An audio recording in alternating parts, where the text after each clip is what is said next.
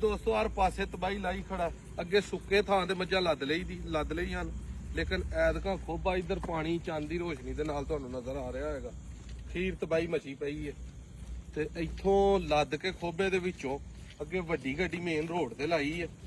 ਉਹਦੇ ਤੇ ਆ ਸ਼ਜ਼ੋਰ ਦੇ ਵਿੱਚ ਪਾ ਕੇ 2-2 3-3 ਉੱਥੇ ਖੜ ਕੇ ਫੇਰ ਲੱਦਣੀਆਂ। 2 ਤਾਂ ਟੁੱਟ ਗਈਆਂ ਨੇ ਅੰਦਰ, ਤੀਜੀ ਆ ਫੇਰ ਚੱਲੀ ਹੈ। ਤਰੀਕ ਦੋਸਤੋ ਅੱਜ 8 ਤਰੀਕ ਹੈ, 9ਵਾਂ ਮਹੀਨਾ 2025 ਹੈ। ਆਪਣੀਆਂ ਮੱਝਾਂ ਅੱਜ ਪਹੁੰਚ ਜਾਣੀਆਂ ਸਵੇਰ 9 ਨੂੰ।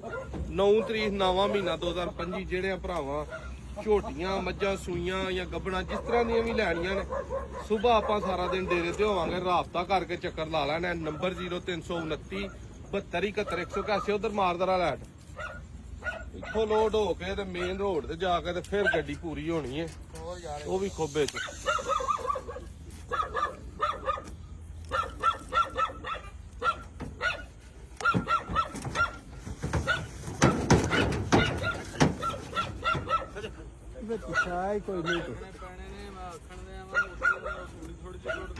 ਕੋਈ ਨਹੀਂ ਗੱਲ ਕਰ ਲੈਨੇ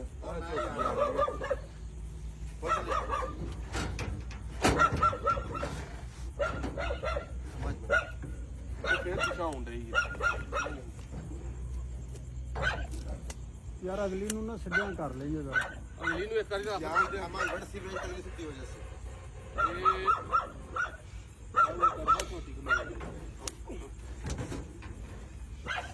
ये वो जैसे